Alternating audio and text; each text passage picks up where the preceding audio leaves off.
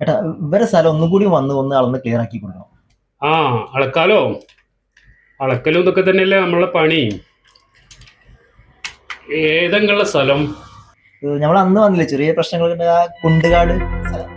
നമ്മളെ ഇടവഴി കൂടെ കയറി പോയിട്ട് വാട്ടർ റമ്മിന് താഴത്തായിട്ട് ആ സ്ഥലം. ആ സ്ഥലത്തേക്കാണെങ്കിൽ നിങ്ങൾ വേറെ വല്ലവരെയും വിളിച്ച് അളന്നോളിട്ടാ.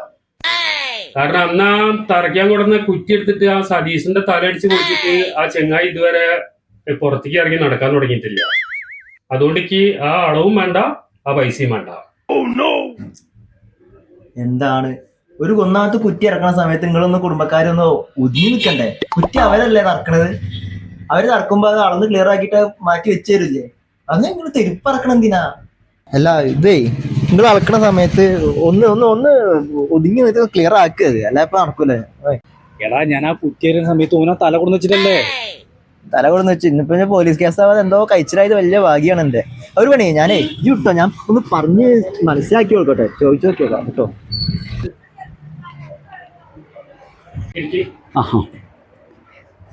എന്താണ് അച്ഛന്റെ പേരിലാ സ്ഥലമുള്ളത്, അപ്പൊ അതിന്റെ പേരിലേക്ക് അത് മാറ്റണം.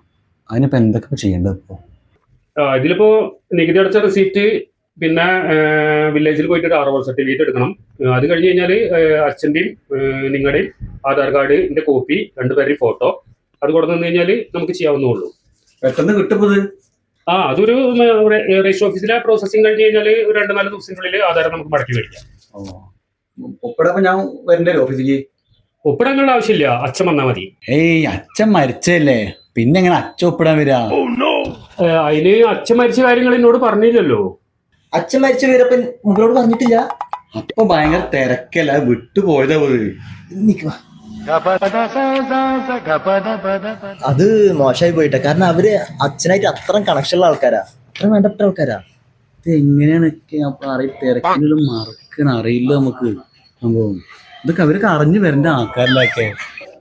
മരുന്നിന് വേണം? ഇല്ല, ഒന്നും വേണ്ട, ഒന്നും വേണ്ട. ഇത്ര മരുന്ന് ഇരിക്കുമ്പോ ആവശ്യം വേണ്ടേ? മരുന്ന് ആവശ്യമില്ല. പിന്നെന്താ ഇജ്ജ് വിട്ടോ, ഞാൻ ക്ലിയർ ആക്കി തരാം. ഓക്കെ. പിന്നെ മരുന്ന് എന്തെങ്കിലും കോട്ടക്കലിൽ നിന്നൊക്കെ അങ്ങനെയൊക്കെ വേണമെങ്കിൽ എന്നോട് പറഞ്ഞോളൂ, ഞാൻ ഇറക്കി തരട്ടാ. കോട്ടക്കലിൽ നിങ്ങൾ ഇറക്കി തരണ്ട.